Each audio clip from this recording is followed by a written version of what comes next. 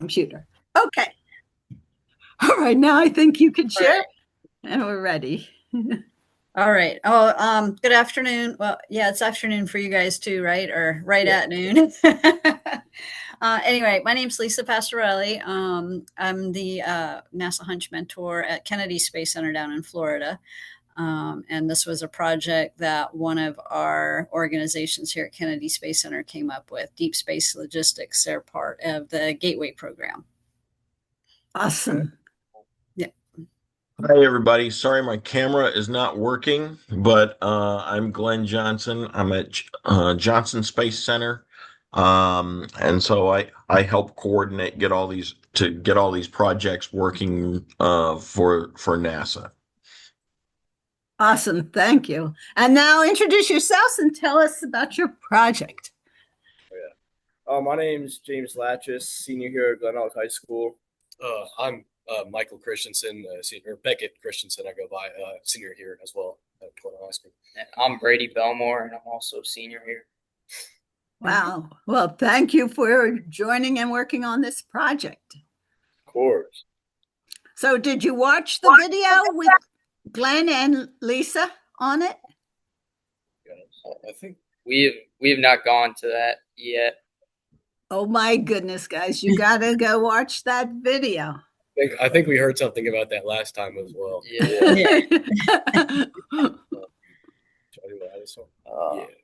Yeah. This time maybe. We see it. Can you guys? Okay. Yeah. Just want to make sure. All right. So are we good to dive right in? Yes. Yep. Okay. So this is the collapsible hygiene stall group. I'm Becca Christensen. I'm Brady Belmore. And I'm James Latchis. And we're under the teacher, Mr. Raymond Gershner at Glenelg High School in Maryland. Okay.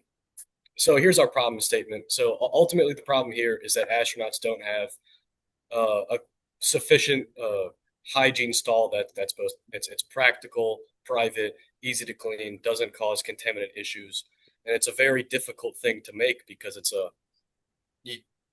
in the ISS you're in a very strictly size constrained area that has a lot of multiple different moving parts that can make just carrying an Earth design into space. It can make it very, very difficult just to easily implement and bring over. So it's been an iterated process that's taken quite some time. All right. So the first thing that when we started doing our research, we looked into past missions and what astronauts used in the past to up in the spacecraft. And the two that stood out to us was the Skylab mission and then the Apollo and Gemini mission. So the Skylab solution, it was basically just a tube design that used a hose and vacuum system to wash and dry themselves. And although this was effective, it was also tedious as it took way too long to set up and take down, and also took up way too much space in the spacecraft. So hopefully in our future design, we'll be able to limit those setbacks. And then for the Apollo and Gemini solution, they took a different route by using a small package of liquid soap and water and basically just use that to spread throughout their body and wash themselves. And then for the drying method, they used towels. And that was also effective, except privacy was limited and it took forever to wash themselves. So we're also hoping to speed up the process. One sec, it's being slow, computer. Sorry. So with our research, we analyzed 8 prior solutions that incorporated a stall or just a design that would allow anybody to go and shower or do any basic hygiene practices. So we analyzed 8 solutions and we used 12 different specifications for each specific stall. And we graded each patent or solution on whatever specification that was. After running through each design, we found that the enclosed foldable stall, which was a patent for remote environments for either camping or in space, did the best in our criteria. And running through these different solutions helped us learn from mistakes and successes. So to continue our research, we conducted a survey asking respondents their preferences with hygiene practices and also how informed they are. And our takeaways from the survey we found that convenience and privacy are the most wanted by everyone who responded. So we realized that our curtains, or basically our borders within the stall, must be opaque, which means to just cannot be see through, must stay private. And we also noticed that they weren't very informed on their water usage and how it's supposed to be contained. So we realized that the water should be contained within the stall to prevent leakage, just to make sure problems don't arise within the spacecraft. And then we also saw that safety and comfort were also essential to our respondents. So we felt that adding support bars and extra attachments should be essential within our design. So for our brainstorming, we sketched up a bunch of different solutions. These were our main ones that we were thinking of following through with. So our first one was the tube design, which was the overall design of the stall. So we knew that we needed a circular design so we could limit any mold growth or mildew. And with that, we were thinking about a button locking system that would allow the stall to both collapse outwards and upwards. So it would be easier to both allow the astronaut to use it and then put it away for storage. So with the other ones, we had on the bottom right, we have what was that? We had attachments for our hygiene products, and we also had like scrub mitts almost that would allow the astronaut to both clean the water off themselves and dry themselves as well. And in the bottom left, I already talked about that, but that's just like the buttons, the locking system that would allow the stall to both collapse. It would be like a telescoping pole similar to what you use as like tent supports, something like that. Oh, okay. And then sorry. So for our design specs, we brainstormed both our criteria and then we had the constraints as well. For criteria, we listed these greatest to least significant, with our top priority being the stabilization, including the foot or handrails, to help the user effectively practice the hygiene. And then we had attachments for the hygiene products as well, and then the scrubbing tool at the end. And then for our constraints, we also listed these greatest to least significant and had at the top the material of the shower curtain. Having the material of the shower curtain not being able to off gas or be flammable, which we felt was the most important. So it could be safe for the user and the people on the spacecraft. And we had the material not being see-through of the shower curtain, the design collapsing to 1 cubic foot or less. So it could be effectively put away and not take up too much space. And then we had the ducting and airflow and the process and the lighting both being implemented, with the process being less than 3 minutes. So after we did some more brainstorming, designed more solutions, we made a matrix to properly grade them. And when grading them, we made a weighting system to make it more fair, going all the way from the top at 2.5, weighted down to 1. And after putting each design that we made up into the matrix, we saw that the pull-up cylindrical stall, which was talked about before, almost like the tube design that we talked about, did the best. So we knew that we could use a tube design for the future, and also any other designs that we made similar successes to also add on to the design that did the best.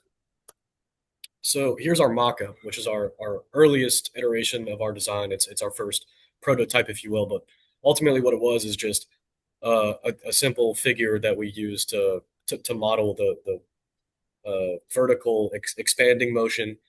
This design here has no horizontal movement, no expansion, nothing like that. It's, as you can see, it's a cylindrical base with walls that go up halfway.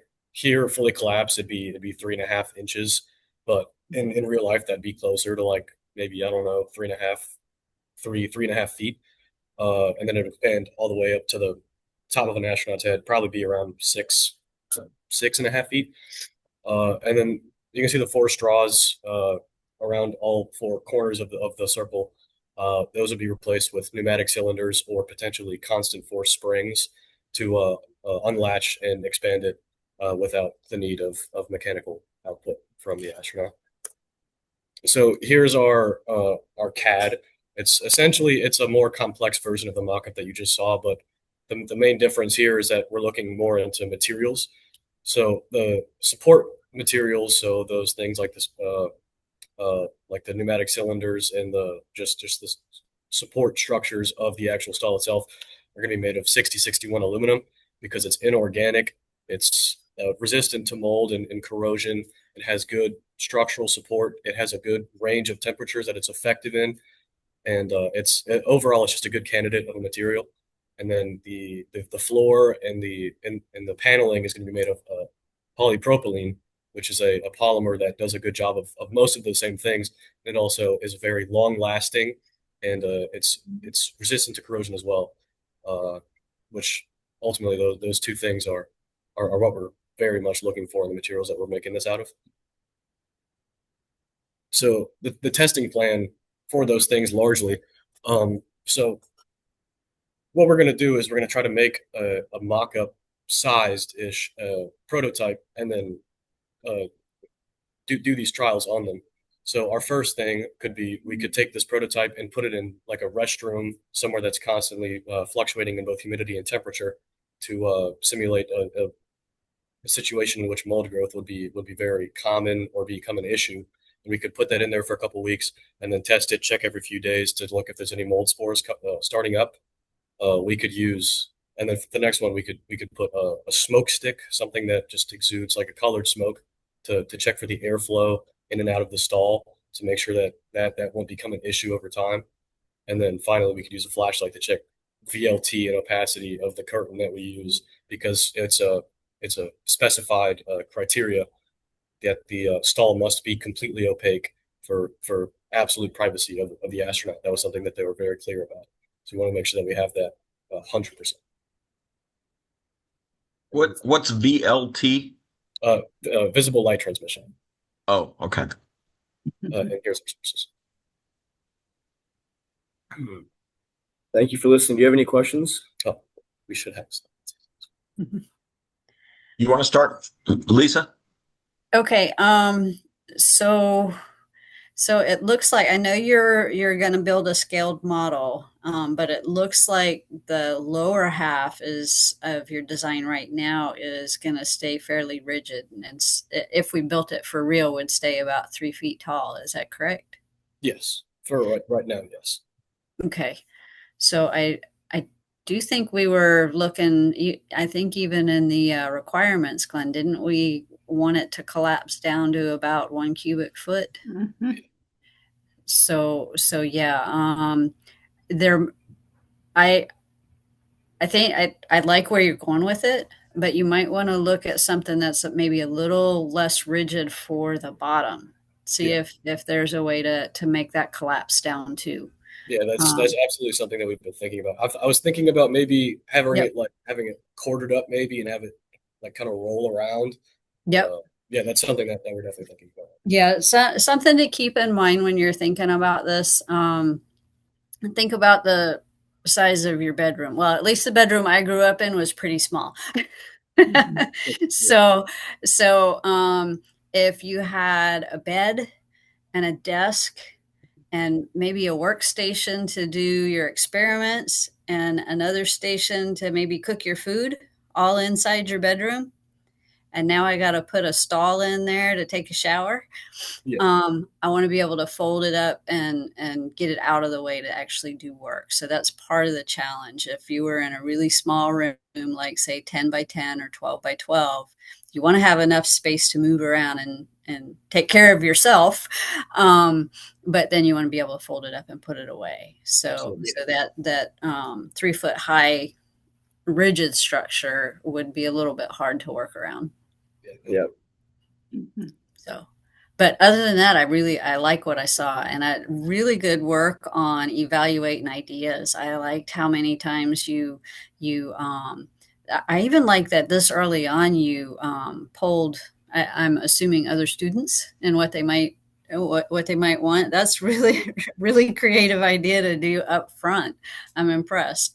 But that you went through, a series of evaluations and scored everything. So well done. Thank you. No, I think you got some good ideas in there. I like that you were trying to go through several different types as well. I think that was very smart. Um, Collapsibility is definitely something we need to work on.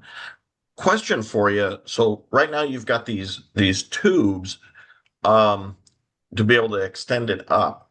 Mhm. So part of what I'm trying to think of is do I need rigid tubes when I'm in zero gravity? So the four tubes that you saw in the CAD design, what they'd be is they would be like I'm thinking like a pneumatic cylinder that uses like compressed helium or something like that to just extend it up and then it like clicks back down. Either that Sure. or a spring. Like I'm not sure. They would be like we honestly could just remove them, but then Yeah. it kind of reduce some of the it would I mean So, and part of the question is if you're in zero gravity, how much force do you have to hold something up, right? yeah, it'd be a very low value. Mhm. Yeah. Yeah. Right. And so the removing removing some rigidity could help you with your mass as well as collapsibility. Does that Yeah. make sense? Yeah. Yeah. Yeah. So but I mean, you're just looking for ways to make it as easy as possible to put it away. And if you can cut out some rigidity with poles and things like that, that could be really good for that. Okay. Yep. Yeah. Thank you. Thank you. I do agree that you need something to help it hold its shape, but I would definitely focus on simple. There's a lot of complexity that goes with anything pneumatic, because pneumatic by design includes some sort of air pressure, and then Mhm. once you get pressure, you have to I talked to manage my that boyfriend pressure. about this. He Yep. said the same thing. He recommended I switch to springs. Okay. But Okay. I could Yep. also switch to nothing. I could just remove it and figure out a different way. But, Okay. Yep. Yep. Or um, or something like a telescoping thing that just holds itself in Yep. place. Yeah. I've got banners that do that, I just Yeah. telescope and it holds its place on Earth. So make it as simple as possible. I did like your mitt for cleaning either the astronaut Oh or yeah. the thing. That was pretty original. Yep. I don't want you to concentrate on like a lot of water flow. There's not Mhm. going to be a lot of water flow. Yep. It's really they're going to use a wet wipe or a sponge to sponge bath themselves. So Yep. there won't be a lot of water, but I love that you're checking for mold, Mhm. which is Yep. really important too. Yeah. It certainly needs to be well dried before it collapses. And the Yep. ease of setting up and collapsing is real important because that hygiene stall is going to be in like a walk-in closet where sometimes it's going to have to be collapsed and sometimes open. So, Yep. but you need to make sure you watch that video. It's with Lisa and Glenn talking all about this. Yeah. We'll definitely watch that. Yep. Okay. Yep. Thank you. one other thought for you guys, and uh, actually, it's a question for Lisa. Okay. Lisa, how worried are we about it being totally opaque? And what I mean is, I definitely don't want to have shadows that are showing through, but does that mean it needs to be opaque? Um, it it probably doesn't need to be completely opaque. If you were to find it needs to offer privacy. So you can if if how you place your lighting cast shadows on your material, it probably needs to be more opaque. Or if the lighting goes directly onto you in a way that if it's a little bit transparent, it might show too much. But it could be a combination of the material itself and how you choose to light the area. Well, and So part of what I was thinking about yeah. here is that um, one, we're trying to keep the volume down. So when it's Mhm. packed up, if I have something that's totally opaque, it might also be a lot thicker and would make it tough to make it compact back into that smaller space. Yeah. And so, and maybe I'm wrong on that. There might be some very opaque materials, and they're very thin. Yeah. But I was really trying to think about that Yeah. compactness The for the color of the material may make a difference too, Mhm. even if it's a little bit translucent. Something that's white and translucent that has light shining from the inside out might show more than something that's black. Mhm. So I don't know for sure. Casting shadows that may happen regardless of color, but Sure. there's room to figure that out, I think. Mhm. I think So Yeah. So it's mostly about Privacy. I think it's mostly about shadows and lighting up the individual too much or something Yeah. like that. Right. But it's really just make it as private as you can. Yeah. Mhm. I All So right. Lisa's I right. have one more question to Glenn and Lisa. What size do you want the model to be?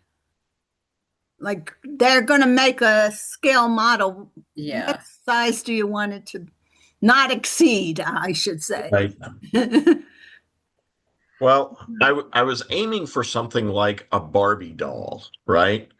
And Okay. so what does that scale make it? I mean, how tall That is might be fairly Barbie? small. I Yeah. don't even know measurements for Barbie. Yeah. Um, Probably about 18 inches high to Yeah. 2 feet high. What kind of big, but yeah, you're one right. of the things that we try to think about when we ask you guys to scale your prototypes is if we really like what you have and you get invited to final design reviews, it's got to fit on half a table. You're going to have like a 3 foot by 3 foot space to work in, so you want to be able to show your prototype and present any other supporting materials in that space. So I don't know that we necessarily have a rigid height. A Barbie doll would be something to show a figure inside. If that ends up being a little bit too small, make a paper doll that matches the scale of your model. Mhm. You can make a cardboard cutout to represent the individual. Yeah, and you could test for Yep. light too, see if it's opaque, your material. Yep. So good. Do you have any questions for us? I think I you believe covered not. it. Yeah, I was a bit confused on collapsibility, but you kind of like summed it up for me. Okay. Yeah. Yeah, I think that's one of the most important parts to look out for. Yeah. Yeah. Oh, Yeah. not the most. Privacy and collapsibility. We'll keep them both kind of Right. evenly scored. Yeah. Excellent. Okay. Well, thank you so much. We Yeah, thank you. appreciate Thank you. your work. Thank Yep, you. thank you. Have a good afternoon. You too. Thanks. And we already have Olympia High School in Washington on. You guys can stay on if you want. Just mute yourselves. Okay. Perfect. Oh, Dave, you made it. Yeah. He Yeah. was trying to get on. He was. I know. I sent him the Zoom link. All right. So this is the new school, Olympia. Not new to Hunch, however, but new to this conference. Okay, very good. Yep. All right, Olympia, you want to introduce yourselves? And I don't know if you heard our introductions. So I'm not sure if they were on yet. no, Lisa, do you want to, and then Glenn and then Dave, introduce yourselves briefly? Okay. Hi, my name's Lisa Pastorelli. Big echo. Nope, that's all right. Yeah. That's all right. It happens. Happens to all of us. Don't worry about it. Must have been loud over there, huh? Okay, so my name's Lisa Pastorelli. Trust me, I've done it before in Yeah. big meetings too. So I am the NASA HUNCH mentor at Kennedy Space Center over in Florida. So, and it's one of our organizations here at Kennedy Space Center, Deep Space Logistics. They're part of Gateway, the Gateway program. And it's Deep Space Logistics that has asked for help in finding this collapsible hygiene. What are we calling it? Collapsible Stall. hygiene area stall. Right. So that we can take care of ourselves while we're going around the moon. Awesome. Sounds good. I'm Glenn Johnson with the at Johnson Space Center, and I help coordinate all of these projects together and turn them into what you guys are working on. Mhm. And I'm Dave Schlichting. I'm the mentor in Colorado. Awesome. All right, now you want to introduce yourselves too? Tell us your name and what grade you're in. I'm Olivia. I am a senior this year. I am Latwan, and I am a sophomore this year. Awesome. Oh God, they're all right. Of this. Hi, I am Jack, and I'm a junior this year. Okay. Hi. Wait, no. It's showing a different camera, so You can touch my Yeah. I am Damien, and I'm a sophomore. Okay. Awesome. Very good. Thank you. There's 4 of us. We come from Olympia High School in Washington State. We're a bit lonely out here, but we're happy to be doing Hunch as well. Yeah. We will share our slide with you. Screen share. A second. But for our collapsible stall, we are really focusing on the shape, how well it can collapse, and the material. We spent a lot of time researching material. Our first design, we ended up scrapping because we felt it wasn't going to get small enough. Our original design. We can definitely get into that. Wait, ooh. These were our objectives. Yes, our so for our research, we took inspiration from collapsible tents for our first design, kind of like prop up outside areas.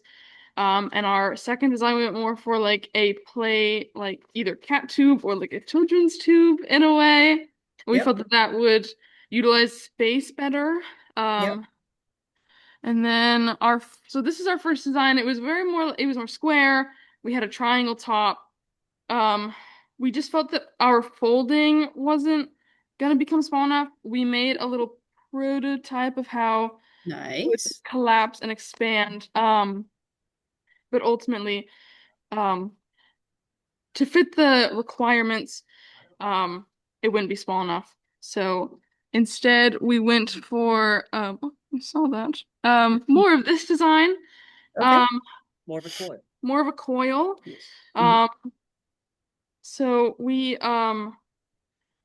gonna use Velcro to close it and everything. At least for the prototype. For the prototype. Yeah, it'd be hard to find small enough buckles. Not necessarily.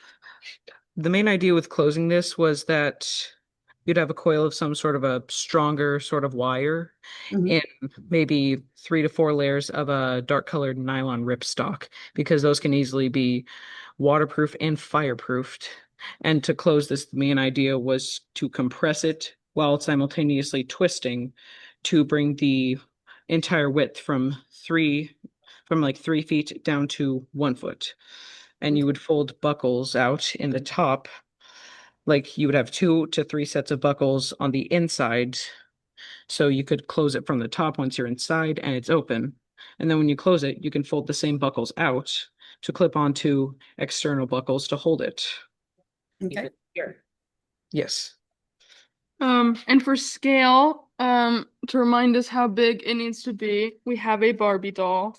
There you go. An astronaut Barbie. Right. I see that. And we have some sketches on how about big, so there's enough like room to move, enough height so that you're not hitting your head, and everything. This was our flawed design though. Because the heights are on the same, but the shape is not quite right anymore. And originally we thought that, like originally when we were doing our research, somehow we misread it and thought it had to be scaled down to a cubic meter. Instead of a... So we thought we had a much larger restraint in size. Yeah, that's necessarily where the failures with these previous designs came, because we were thinking to use these for more support Yeah. and for better collapsibility and height. We were thinking of using telescoping tubes. However, once you get to this point where, like, if it was 1 cubic meter, we could theoretically just use 2 of them. But once it gets to a point where it has to go down to a foot, then that's like 5 to 6 tubes, and that just means even more points of failure. Yeah. And potentially the tubes could get too small to actually support the weight at the top. Yeah. Our main thing, our main focus with this prototype was essentially just having a basic structure, something reliable, something we can add on to, because like a hole for ventilation, something to hold toiletries, like a mesh bag, those can all be added later. Do we have ideas for like a mirror? Yes, you had the idea of a flexible mirror. Yes. Yes, Okay, right. good. Right. Like we found a flexible reflective material, and our thoughts were on the top and bottom 2 solid bars, and on both sides. You know how slap bracelets work? How it's like a thin piece of metal concaved, Yep. and when you actually press into it, it rolls up. Mhm. We were thinking for for that sort of structure on the sides, you could push down and roll it up to store it with the collapsed Nice. hygiene stall. Nice. What else did we have? We did. Oh, for our materials, we did research, and we have some ripstop nylon here. It is not the exact same as what this is. We have a very similar material. We found that when we overlap it a bunch, so create multiple layers, it's really hard to see light through, or like a figure, like we'd fold it and move our hand and we couldn't see it very well. And the shadow is very dispersed, so it'd be hard to make out anything. Yeah, so that's what we're gonna be using for our finalized prototype. Okay. This is our ideal fabric on the slideshow, but for what we have here, we found that it works pretty well once folded together.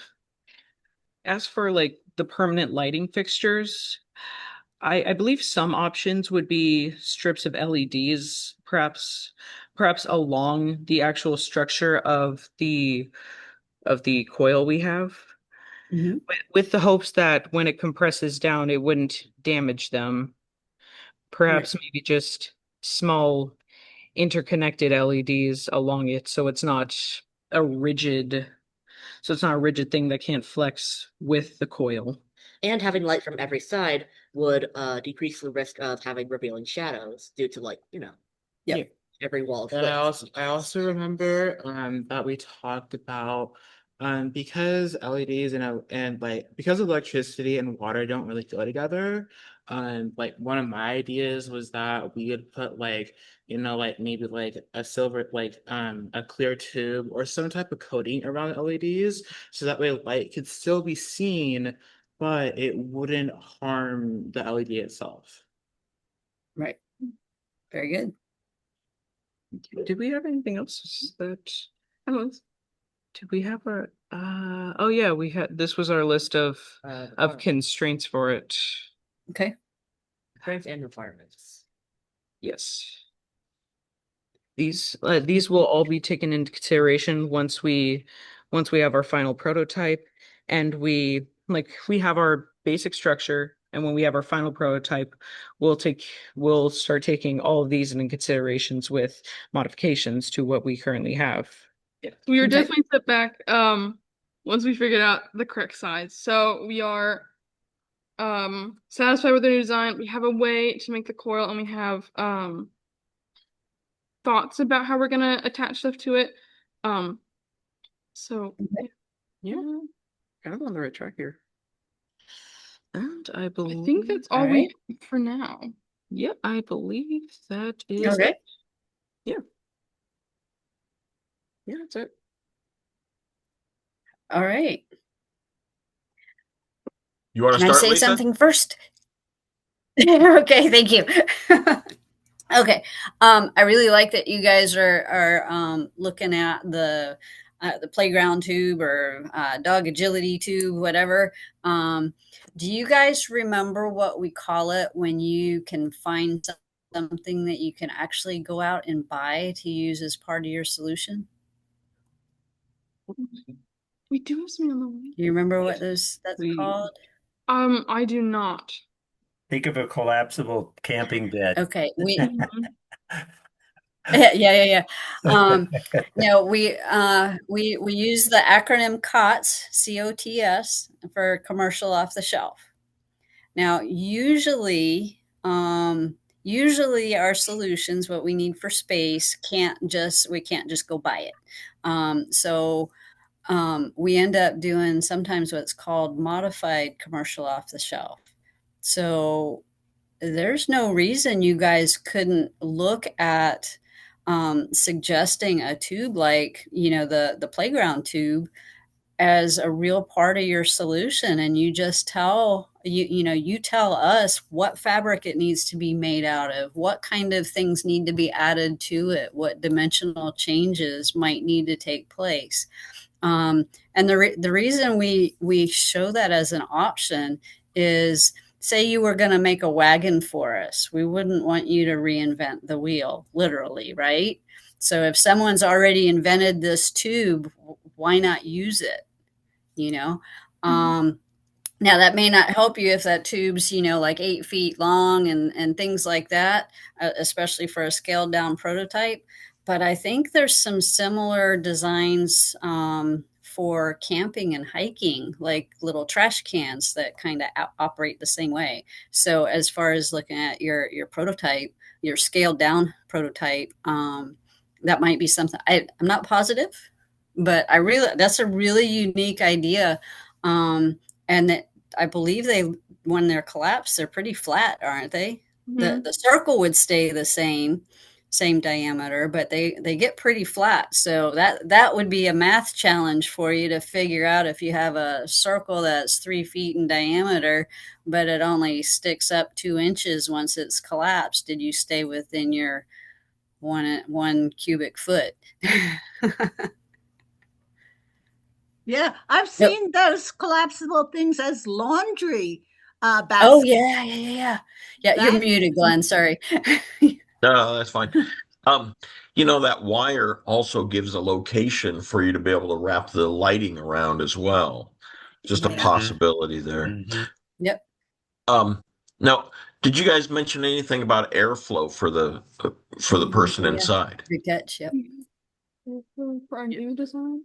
Yes, we did mention that for our next design we'll tackle the issues with the airflow and lighting. Yeah, we had airflow design for our original prototype, but for this one, we have yet to come up with one, I think. Okay. Yeah, you might be able to borrow some of those ideas, just reconfigure them a little bit from what you had before. Mhm. So yeah. For Yeah, the 'cause most part, the only you're going to be washing with just a washcloth, so little drops for that. But of course, if somebody's washing their hair, that's probably going to be the time when we have the most droplets. Yep. And if we have airflow, you can imagine that some of those droplets would get either pulled or pushed by that airflow. And so we might also have to have something, as the air flows in, does it need to flow out somewhere? And do we need to have some kind of a filter to capture either the water, or of course we're going to have hairs that might get released as you're shampooing or whatever. Does that make sense? Yes, Yeah. yeah. Yep. You got any thoughts, Dave? Well, let me ask both Lisa and Glenn. My comment it was you mentioned some kind of a mesh bag or something that they could take in with them, but all of the astronauts are given a hygiene kit, and I would presume they're taking those into any kind of facility they're cleaning up with anyway, right? So, my recommendation to teams has been, find a place to basically just attach that hygiene kit. There are Yeah. pictures of the kit in the presentation that we wrote up for you. I don't know whether we have any images that might show how they secure that, like on the ISS. Do they just use a piece of Velcro, or is there a hook or something that they use? Because to me, that's the simplest approach. They're probably going to go Yeah. in with all of their own personal hygiene items anyway. So Yeah. it's kind of like, when you're traveling and you have a DOP kit, Mhm. you just have to have some place to secure it. Yeah, there's Velcro straps on the kit, and Yeah. all the pockets inside the kit are removable. Yeah. And they have one side of Velcro on them. I don't recall off the top of my head whether it's the hook side or the fuzzy side, but so they'll either take the whole kit in or just the pockets that they need. So. And so that kind of makes your task a little simpler. You don't need to create any additional items that they're going to have to take in there with them. They've already got all of that. It's pretty consolidated. Yep. That's Right? Now, but my other question is that obviously, with this design, your entry and egress is going to be just like this tube, right? You're basically going in on the end. Is that the plan that you have for this? Yes, the idea was, like, as you could see in what's labeled sketch 2, that's the internal of it. Yeah, exactly. It says inside view of the top. And essentially, you would pull that part, step inside. Well, essentially, it would already be pulled apart and held by the buckles when it's collapsed. Sure. But essentially, you would step in and unbuckle. Okay. And then you would be able to, and then it would come Pull it up up over your head. Yeah. Yes, and then So Lisa, let me ask you another question, for Okay. the sake of the students. What will they be securing this hygiene stall to inside of this module? Should they be thinking about, some kind of a seat track attachment? Should they be thinking of like, cords that can be bungeed to something? What are your thoughts there? I would assume it's going to be some sort of handrail. We may have some seat track through the more cylindrical part of the logistics module, but this right now is slated to go kind of in what we call the end cone, kind of the rounded end. Like if you think about a capsule, a medicine capsule, how it's rounded on the ends. So. I don't know that we're going to be real specific on seat track anywhere. So I would, I would say make the assumption maybe some way to tie them off on the top, what's over your head and under your feet, and maybe a few towards the center, or split it up, maybe not split it in half but split it in thirds or something. Just give a variety. I don't know up front that I would assume make an assumption about tying off to any wiring or cords or anything like that, but I do think we might have a supply, maybe like a tent or camping equipment, where you supply additional string. Tents have strings, so you can help tie them down. Maybe that's part of your solution. Exactly. So team, that, again, that's something to consider. You have this spiral spring material, but so you're going to want to have some points of attachment probably connected to that part of, the exterior of your solution. Solution. Okay. Does that make sense? Yeah. Okay. This is a just little bit of a goofy thought here. Okay, because this is zero gravity, I'm going to step into this spring cloth bag, and then as soon as I unleash it, it's going to kind of pop up around my body. And I think that's great. Now, I hadn't thought of this before, and I know that it's not a super strong spring, but if you have no weight, when I push down on it to recollapse it, I don't have any weight to be able to push it against. Does that make sense? I think that's what isn't that what your straps are supposed to be for, to pull on your straps to pull it down? Or was that just to secure it once Yeah. it's collapsed? It's for both. Okay. Well, We also had and- ideas of adding different like attachments so that the astronaut using it can stand in place without drifting. Perhaps like okay. So there's straps on the floor so that I can pull Straps it on the down. floor Is and that maybe it? on the wall so that they can pull it down around them. Yes. Okay, that sounds great. Okay. Just a thought. Yep. Good job, team. Good thought. Yeah. Mhm. We'd be pushing a tube all over the module. That's right. And by the No, way, that's good. I wanted to just comment, I noticed that the other team is there. I like the fact like that you have been doing some testing with ripstop material in terms of whether you're actually broadcasting much light or a shadow through this. I really think a lot of it is going to come down to the color. You know, if you were to use a very dark color, you know, a dark brown, a black, or something like that, I don't think it's going to take a lot of layers to do that. You know, I've done a lot of backpacking in my life and have seen tents set up with lights like, you know, electric lanterns or something inside, and they really don't broadcast a lot of light through them.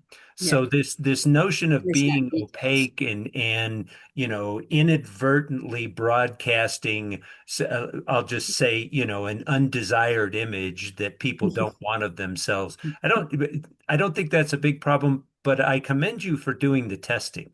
You know that, and I want to see that anyway. I tell all the teams I work with, irrespective of the project, at the end of the day, it's your test data that is the single most important thing we look at. Yeah. We like the designs and, you know, making it look awesome is cool, but it's got to function. And kudos to you for doing that. Thank Good you. job, team.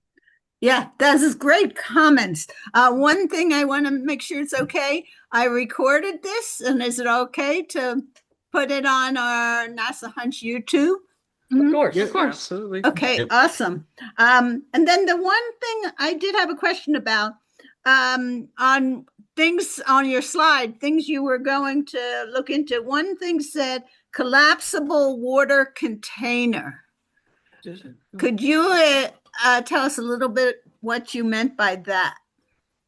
Right there, collapsible water container. What's that? I can't say I remember. We can't actually remember. We wrote this list a while ago. I think the original idea was like a place to set the bottle of water or whatever the people use in the or like hiking the stall. The water. Yeah, have a place to set that so it doesn't just drift around and like, you know, Yeah. Yeah, 100%. and possibly even make like a collapsible container if they need like a bucket or something. If they need to like, I'm not sure if that was a fully fleshed out thought. Is the problem? Okay. Well, I do have, that's the wrong bag. That's Cheerios. Yeah. I put up the gonna say that. wrong. I do Like a have, cereal bag. yeah, I do have actually, this is from the hygiene kit. Oh, there you go. Yep. And it does have Velcro on the back, but we don't want Velcro inside the hygiene stall because that would collect all the. That would all collect the the- dirt. Yeah, it collects dirt so much easier. But this is what they use on the ISS, and I imagine they fill this with water, and they can wet their washcloth by I guess they'd have to squeeze it out. Yeah. Yeah. So this is can be a collapsible water container if you want. Yeah. But then they would need and those hygiene kit things, they could put these come in all different sizes. So they could hold it in one of those if they wanted to. Sure. Cool. Well, just a thought there. I think we want to minimize how much Velcro we put in there. But I think Okay. we have to have at least a little bit to be able to hold some of our, whether it's the water bag, your shampoo, or whatever. Otherwise, Yeah. it's just going to float around. So just try to keep it to a minimum. Yeah. Yeah, and one thing that helps with this a little bit, Dr. Gold, is that where we are all very used to thinking about space station ISS and Mhm. how long things stay up there. The entire logistics module that this hygiene stall is going to go in is going to have a very limited lifespan in comparison. Now, being a basically wet area, it may still grow mold in the short lifespan that it has, but we're not using it for years and years. You know, we're talking weeks or months, and then it would be disposed of. So that would burn. I was wondering about that. So when they disengage the logistics module. The logistic module, then the stall will be in it and they'll just burn up, and then they need a new one. Yeah, it's not coming back to Earth. It's the logistics module when it leaves the gateway station. It's actually gonna head towards the sun. I was going to say it's going to be on a solar orbit, right? Yeah, but a very, very long solar orbit, like close to 100 years. So it'll eventually burn up when it finally gets close enough to the sun. But we're not sending it back to Earth to hope it burns up in our atmosphere. Yeah. But, interesting. Yeah. Okay. Yeah. So we don't have to worry so much about the mold. It's kind of, you know, Velcro is still going to collect stuff, but you know, I think the astronauts are already sharing a lot of stuff floating around in the air anyway. So yeah, being able to bring soap in and covering Velcro up with something else that holds soap might not be so bad. Yeah, and they'll all have their own toiletries, so they don't share that. I got a question. Okay. Because Glenn described the idea that the astronauts are going to step into this and then kind of release something and it's going to come up around them. Yeah, right. My thought was more it's going to be deployed and then they go inside. The question that I have is if they're inside and this thing comes up around them, it's intended to go up over the height of their head, correct? Yep. Yes. Which means that it's going to be kind of challenging to make a point of connection for that end of this thing to anything inside the module, right? I mean, you could secure we'll just call it flooring for but again, when this thing comes up and you're inside of this, how do you kind of get to a point where you reach outside and then secure this to a handrail? So I have a couple of questions. I was really hoping somebody would ask that before we hung up. Good. Okay, so my job is done. Yeah, thank you. So this is to our students. How do you think one way, you know, one way, I'll lead into it. One way you might be able to offset some of that is, what if in all the straps that you have, you know, you have straps to hold it closed, right? And the straps will also help us close it when we're done, right? What if the straps, or maybe it was a series of straps, what if it only opened up halfway to begin with? That's good. Then you could kind of secure the middle of it, right? Yeah. And then you know, so maybe it opens in stages. Just think about that. And then the other part about securing it over your head once it's fully deployed. I think we should make a box. We are in microgravity, right? True. Okay, I get where you're going. So yeah, even if it's made for a 6'3" astronaut and I'm the 5'2" person in there, it still might be fairly easy for me to maneuver myself up towards the top. but that would depend on what your opening looks like and what kind of attach points you have. But with that in mind, there probably should be some sort of attach points inside for the astronaut, either, at their waist to secure themselves, like when they want to actually wash their feet, or footholds, so they can be a little bit stable inside.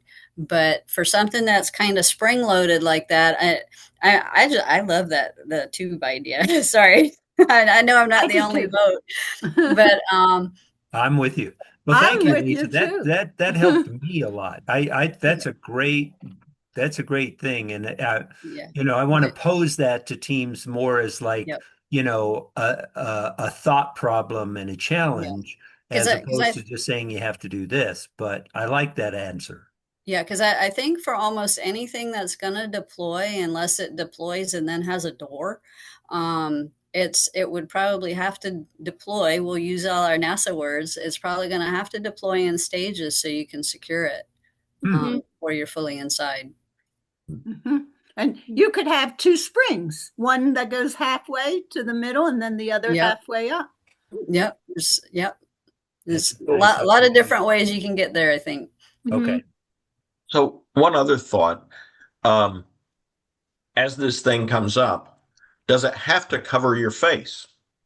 I mean, for example, we saw the one picture where the guy's bare chested, and of course we don't want that.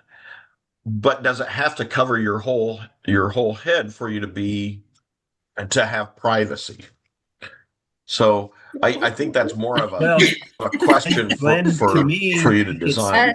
I'm going to say the hair washing example kind of answers that one. I think that's a good comment. If you're not containing that, that's a problem. Yeah. Sure. No, that's a good comment. I like it. Yeah. Okay. But could let it me be ask one more adjustable? question. Sorry. And team, I'm asking these questions for your benefit. Yeah. We've talked about ventilation. We want to move air through the system, right? So that if there are stray droplets of water or soap or body hair or whatever, but are we thinking about the situation of would we want to have something in there so that if someone were cutting a lot of hair, that it could almost be vacuumed up? Is that a consideration as well? I mean, isn't it a case now that if they're, and I think they kind of give each other haircuts, right? But don't they use some kind of a vacuum system to kind of capture all of that while they're doing it? Right. Okay. That's right. So would that be a feature or something that could be considered? I think we've definitely thought about it. In our first design, we had an idea for an air duct at the bottom, and I think we definitely were thinking of a vacuum type solution. So we've thought about. We definitely have to think about it for this design. Yeah, how that would work. So a lot of that could be access. But Lisa, points. would that be would that be a consideration? Yeah, so I don't know that a vacuum source specifically should be a requirement for this, but I do think access points, like either drug in through your ventilation ducts or access points on the side somewhere where you could bring something auxiliary in. Okay. Does that make sense? Whether it's a pocket or a little, a slit type opening that you can Velcro open and closed or something like that. Very good point. Okay. So and access points are your friend.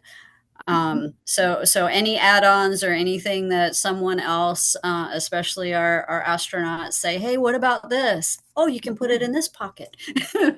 Well, and the reason I asked that question to teams is we put out these projects, we list a criteria. We have certain things that we want you to include in your design. However, it may not be all inclusive. It could just be that we missed something. So and it's one of those, I call them 1 or 2 percenters. If you come up with something that you think, this could actually be a useful attribute and you can design it effectively into your system, I encourage you to do that. It's not a requirement, but it can be something that helps distinguish you in terms of your creativity and the solutions you've come up with to the problem. So think about things like that. Good comments. Really good. Quickly, do you all have any questions for us? I think we covered everything. Yeah, your notes have been really helpful. Thank We you. appreciate the feedback. Yeah. Well, thank you for working on this. We appreciate it. And if you do have questions, you can always email. You can email me. And if I don't know the answer, I got these wonderful people to help out. So Yep, absolutely. Thank you so much. Thank you for working on it. And y'all it's earlier there. So it's just noon there. Oh, So, yeah, absolutely. Yep, go get lunch. Go have a good lunch. You did a great job presenting. Enjoy Thank your you lunch. so much. Thank you. All right. Bye-bye. Hey, before everybody jumps off, Thank you. Yeah. John or Glenn, Lisa, if you can stay on for a second, I got Students a can couple go. of quick You guys questions. can go. Thank you. Yeah. Okay, bye-bye. Bye-bye. All right. So Flo, can you do me a favor and in a separate email, can you send me the Zoom invite for this? You bet. The problem that I ran into, well, first of all, I'm down in Denver right now because one of my daughters had a medical appointment and I'm babysitting a grandchild. Oh, I was wow. out walking him around in a stroller when all of this started. And your invite is for Teams. Oh, So no. I logged on to Teams. So if you could just send me the information on the Zoom, because I know you use the same one every time, right? Right. It's always the same. Okay. And it's Okay. never Sounds good. Teams. I'm always shaky about Teams. So I just. No, I understand. I didn't have the access until you sent that to me on in a text. Yeah.